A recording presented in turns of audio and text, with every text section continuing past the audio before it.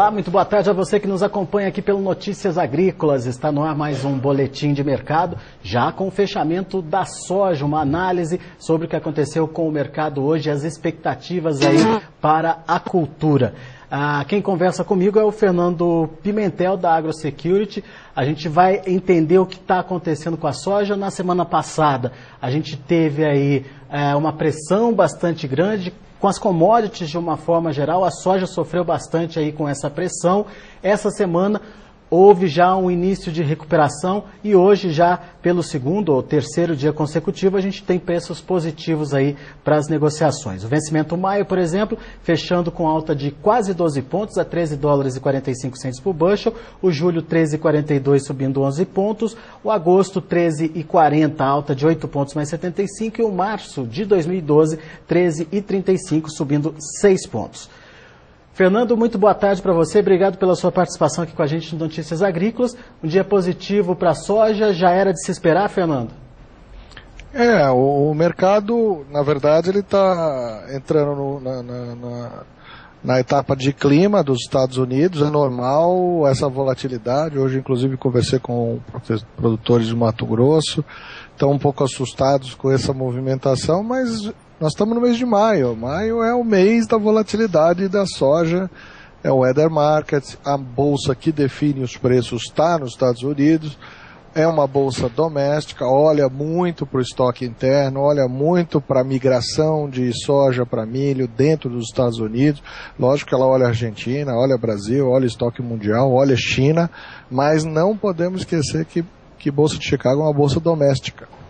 Agora, o que pode acontecer com esse mercado daqui para frente? Você falou agora da influência do clima lá nos Estados Unidos. Quais são as próximas informações que vão mexer com o mercado, na sua opinião, Fernando? Olha, essa questão do excesso de chuva nos Estados Unidos está criando uma situação de atraso no plantio do milho. Nos Estados Unidos isso é complicado.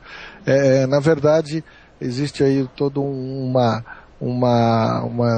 tradição em relação ao potencial produtivo do milho versus o calendário de plantio, ou seja, já começa a se questionar um pouco a produtividade do milho e já há estimativa de evolução e migração de áreas para a soja, porque passado o período ótimo de plantio do milho, o produtor automaticamente migra para a soja. Então, esse é o momento de incerteza sobre a safra dos Estados Unidos. Toda aquela região do Mississippi hoje está vivendo uma situação dramática, com inundações aí previstas para bater recordes até 1927, quer dizer, é uma situação social delicada. E realmente isso aí vem afetando também todo o cronograma de plantio de milho e do potencial produtivo do meio oeste americano, embora já há uma revisão dos números de soja aí, que já vimos pelo USDA, uma projeção mais otimista em termos de produção, e quando você contrapõe isso com a redução de ritmo da compra de soja por parte da China, que fechou o mês de abril aí com uma redução em torno de 6% em relação ao mesmo período do ano passado, ele mostra um momento mais difícil do equilíbrio de oferta e demanda para segurar a soja. Diante disso, o mercado veio e fez os ajustes que a gente viu, mas eu vou dizer para você que acho que isso tudo vai ser um elemento de volatilidade de curto período, mesmo que a China reduza o ritmo de compras nesse momento, no segundo momento vai ter que voltar a comprar, porque no final do dia nós temos a situação de que as pessoas não vão deixar de comer, não vão deixar de consumir. O processo de urbanização chinês é uma realidade e há necessidade de desenvolvimento, de crescimento de produtividade dentro da indústria de alimentos da China. Então, não temos como correr do aumento da demanda. Quando se fala de uma redução de demanda da China de 3 milhões de toneladas de importação, é muito pouco em relação ao que se produz. Então, Eu acho que nós temos agora um momento que é mais um elemento especulativo.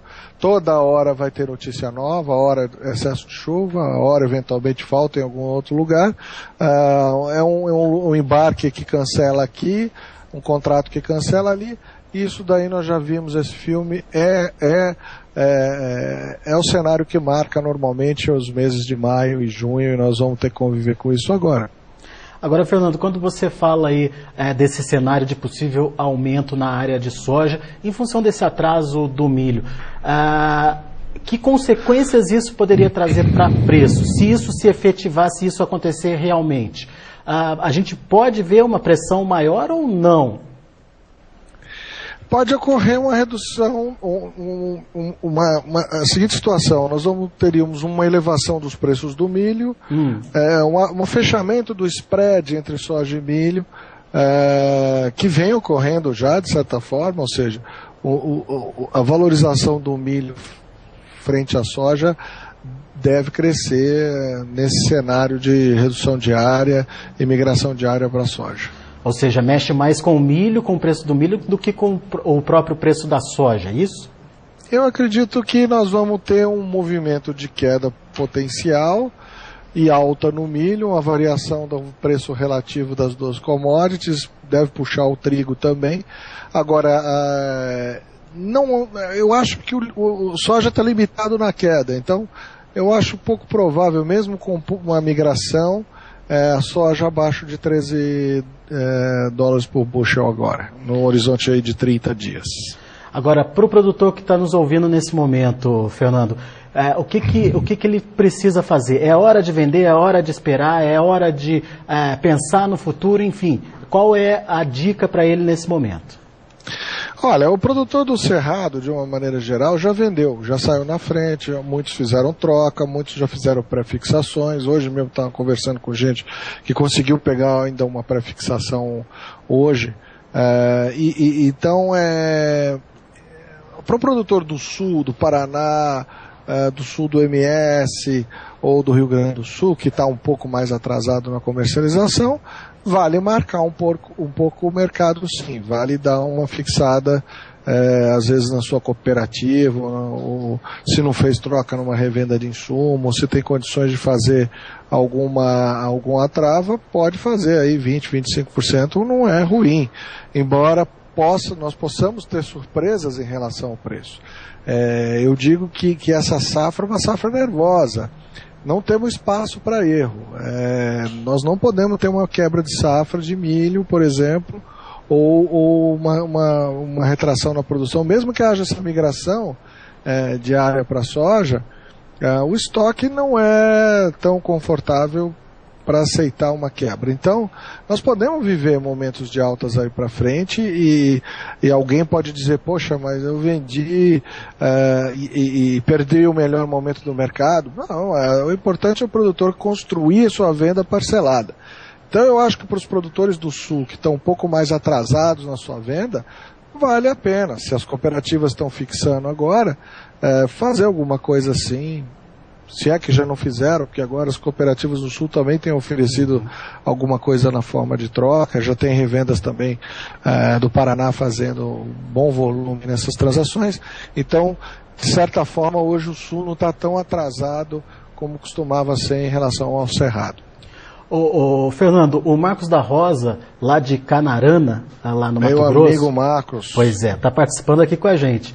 Ele está dizendo o seguinte: estamos com o Circuito AproSoja lá em Canarana, evento que inclusive você já participou.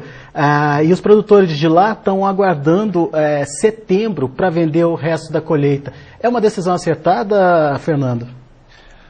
Olha, se o pessoal está na mão hoje com 30%, 40% da safra para vender, já vendeu aí alguma coisa em torno de 40%, 35%, 40% na troca, tem aí 50%, 60% para vender, eu acho que é uma boa.